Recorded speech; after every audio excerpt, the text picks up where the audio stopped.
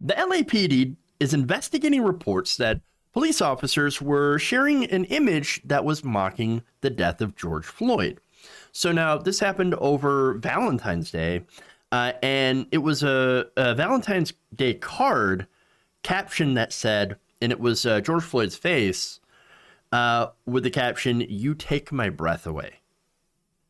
So that's gross. Hey, keep it classy, LAPD.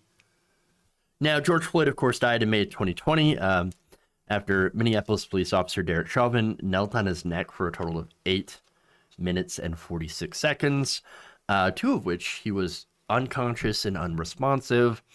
Of course, since then, police and right-wing groups have attempted to downplay his death, blame it on everything but the police officer. For example, oh yeah, he had fentanyl in his system, and it was the fentanyl that killed him, even though the fact that his neck... okay, so he had fentanyl in his system. Now, he was also getting, while being high on fentanyl, was getting his neck crushed. But of course, you just have to blame the fentanyl, right? I mean, he could have been absolutely fine getting his neck crushed for almost 9 minutes without the fentanyl, right? Oh, well, we'll see you get your neck crushed for 5 minutes or 9 minutes, and we'll see if you feel all right.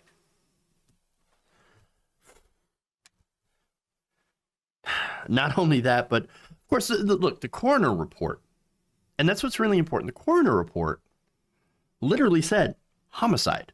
They ruled his death a homicide. So, don't really come to me shocked when police groups would openly mock the death of a black man, especially one that has spurred massive Black Lives Matter rallies all over the world, not just the country, but the world. People were marching in solidarity with George Floyd. And so now the LAPD did acknowledge the reports in a series of tweets on Saturday, writing that they had, quote, become aware of allegations that the offensive image was being passed around the department, and that the original post had been created by an LAPD employee. Quote, at this point, the department has not identified any actual postings in the workplace or identified that it was in fact our department employee who created the image. Now, excuse me if I don't necessarily believe you, because, cops lie to protect themselves. And so I don't really trust that. Oh, we investigated ourselves and, we found ourselves not guilty. Imagine that. Right. But anyway, the tweets continued. We have raised the apparent existence of the image and directed commands to survey the work sites for it.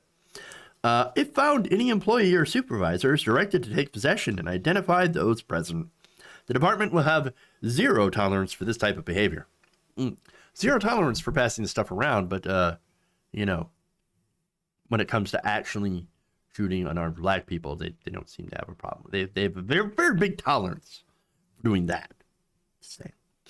Our investigation is according to LAPD Chief Michael Moore, telling the Los Angeles Times.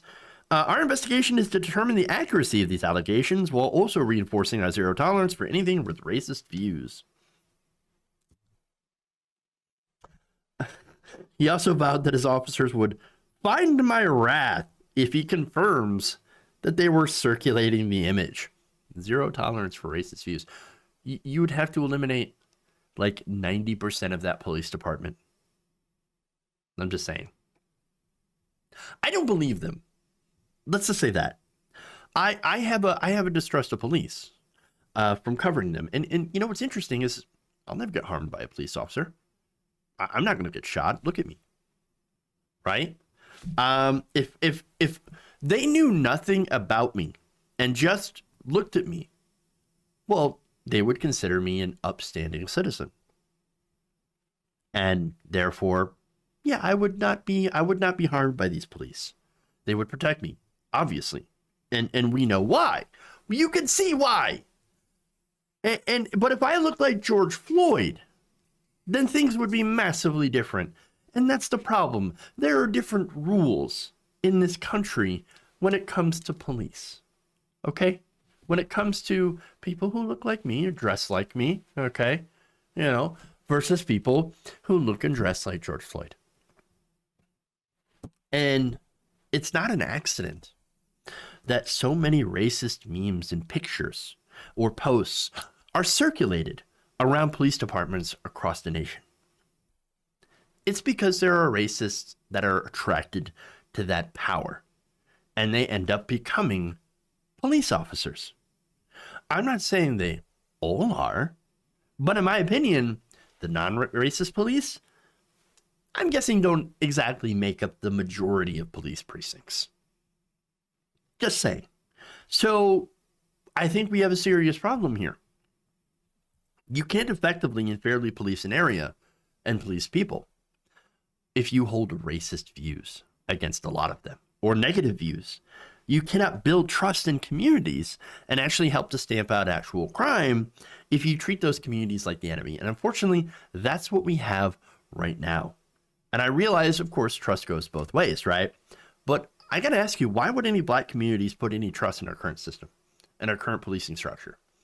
Whereas, how many stories have we done? How many stories have I talked about where, somebody's having a mental health crisis and a family, black family, calls on the police, or even a white family sometimes, calls on police to do something, to help out. And well, someone ends up injured or dead. That's what unfortunately happens. Why would you trust the system whatsoever? It is broken. And anything less, to me, than a complete overhaul is not going to fix any of that.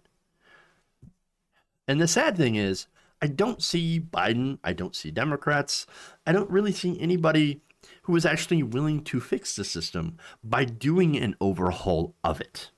And I just wonder how many more George Floyds it's going to take until that happens. If you enjoyed this video, please give us a like and share with your friends. You can subscribe and help out the channel by becoming a patron. It's patreon.com/Jeff Waldorf, or you can become a channel member as well by hitting the join button below.